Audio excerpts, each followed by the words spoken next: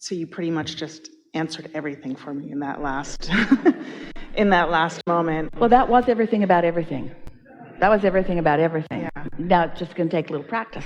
Now it just takes practice, exactly. And so I think that's just exactly where I am, which is way out there and 345, 345, and I've summoned so much, and I just want to see it all really like let go. I just want to let go and let it come in, and just, you talk about the we-ness and the usness. When you're living in the now, let's say that this now, we're going to hear more from you, but let's say that this now doesn't quite yet include a full-blown see it, hear it, smell it, taste it, touch it manifestation of what you want. Mm-hmm. It doesn't include it.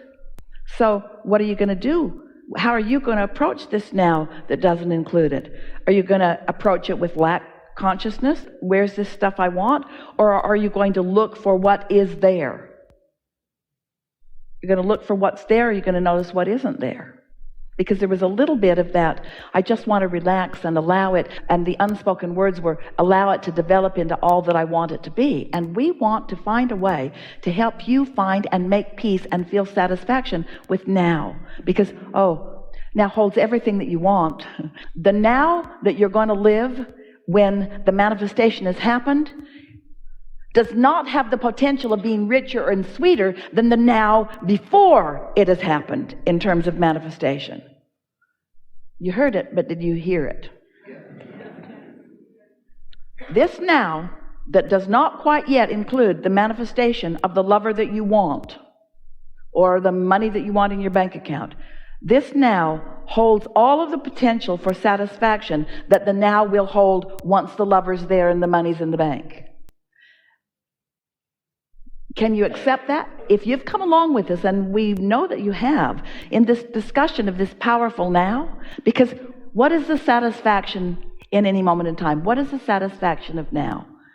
Think about it. We've been talking about it all day. What is the true satisfaction of now? Me being in sync with my inner being's broader point of view about same subject.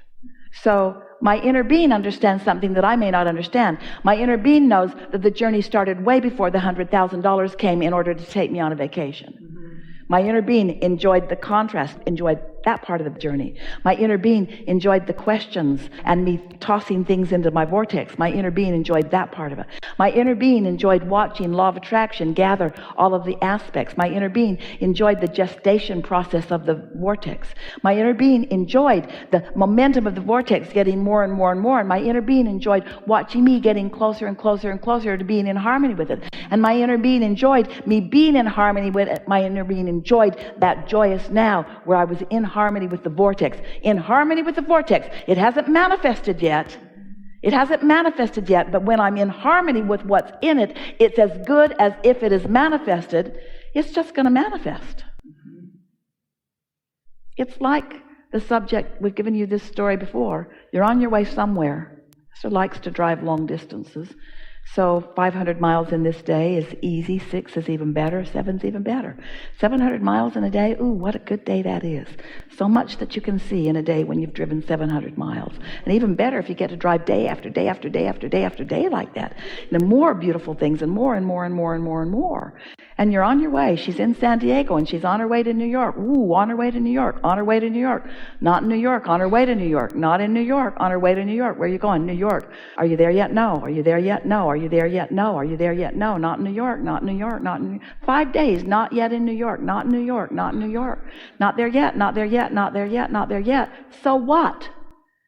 So what? Does it matter that you're not there? No, it doesn't, because where are you? You are where you are. And it's beautiful here too.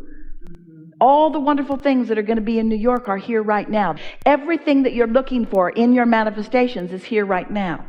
This universe can yield to you every single thing that you want in every moment. Talk about a microcosm that is ripe and abundant with the ability to thrill you, you see.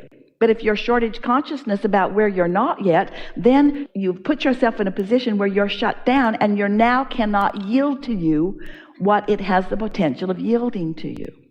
You think we're trying to talk you out of manifestations, but we're not. You think we're trying to talk you out of needing to be where you want to be in order to be happy. We're not talking you out of continuing the journey. We want all the full manifestations for you.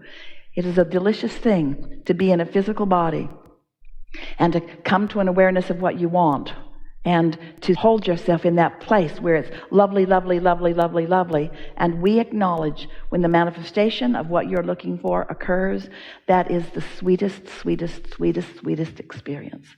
But when the manifestation matters so much that the not yet manifestation of it is painful, then there's something that is really out of whack, you see.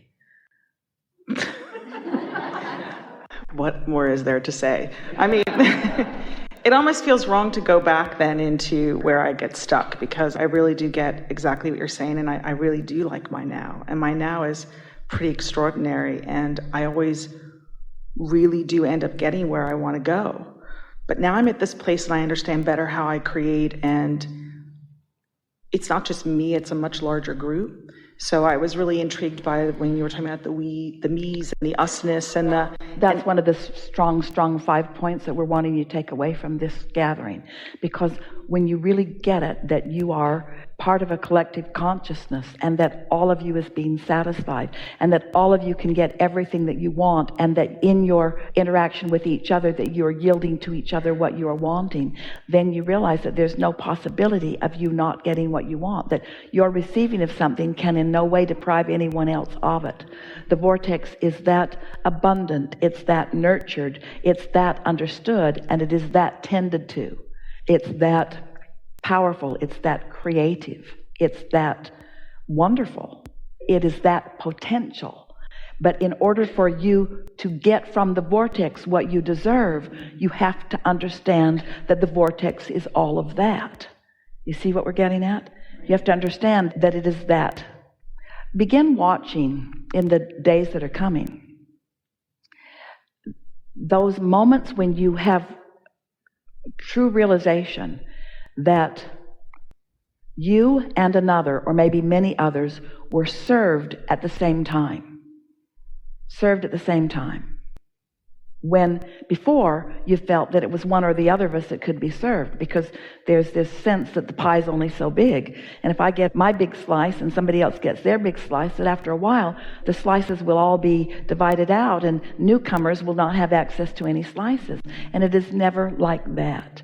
The vortexual pie is exponentially expanding, and it isn't even just the sum of what you have individually put into it. Let's imagine that there are 10 or 20 or 30 or 40 or 100 or a billion of you. It doesn't matter what number you want to assign to this exercise, and that you've all put your request for something into the vortex. And so here's this vortex that is responding to what you've all asked for. But the sum of the vortex is not just the sum of the individual requests that you've put in, because the vortex has taken on a life of its own as it's been responding to the other requests that are there. And so the vortex itself is bigger than the sum of what you have all put into it. And so that's why you get way more out of it than only what you've put into it. That's why everybody gets satisfied by what's there. Everybody receives the results that they're looking for. And your result in no way can deprive anybody else from their result. But this conversation, in order for you to grasp it, you are grasping it. We're really pleased with how you've followed this conceptual, imaginary vortex that you can't see or hear or smell or taste or touch yet. But as you accept the existence of it and you put the one component that is necessary, it's a big piece of what this conversation for these days is going to be about.